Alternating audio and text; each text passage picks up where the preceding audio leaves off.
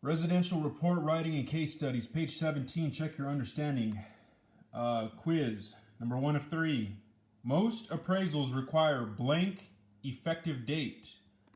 A retrospective. B, a prospective. C, a current.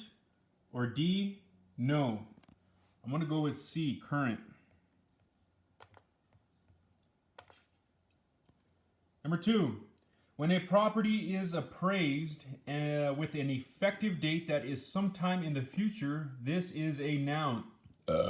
A, retrospective appraisal. B, prospective appraisal. C, unacceptable assignment condition. Or D, violation of USPAP. I am going to go with B, prospective, because it's in the future. Number 3, the second step in the appraisal process was formally called preliminary survey. What is this step now called? A, report assignment results. B, determine scope of work. 3, reconciliation. Or 4, highest and best use analysis.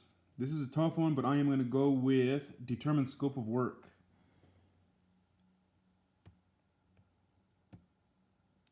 Assessment completed. You've reached the end of this assessment. Click finish below to see the results, or use the previous button to go back and review your answers. You scored 100%. You needed 66%. Date started January 27th. Date completed January 31st. Time spent 1 minute and 50 seconds. Continue. Page 18. Planning versus execution. Let's revisit the appraisal process again. These steps include 1. Identification of the problem. 2. Determination of the scope of work. 3. Collection and analysis of the data. 4. Determination of highest and best use. 5. Application of the approaches to value. 6. Reconciliation. And 7. Reporting of the appraisal. We have already covered the first 2 steps in the process. The next 4 steps, steps 3 through 6, all involve the development of the appraisal. As we stated previously, development is the work the appraiser does in order to produce a value opinion.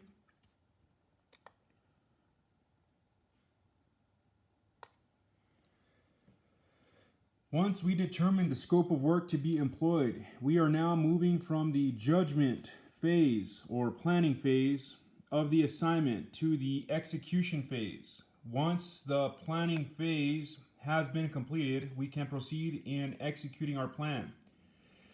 In step 3, collection and analysis of data, we will gather the necessary data and give consideration to those relevant characteristics that could affect the marketability and / or value of the subject. We are concerned about both general and specific data relating to market trends and which affect the community as well as the subject property. Usually an inspection of the property is made as part of this step. General data about the community, market area, and neighborhood will relate to the social issues, economic issues, political issues, and environmental issues which may have an effect on the subject's property value. Specific data will relate to the subject property and the comparable sales in the subject market area. Specific data may include physical, locational data, cost information, as well as income and expense data for the subject and comparable sales used to perform the appraisal. All of this data must be researched for relevancy, verified for accuracy, and analyzed for reliability by the appraiser. Your analysis and subsequent conclusions are derived from the collected data.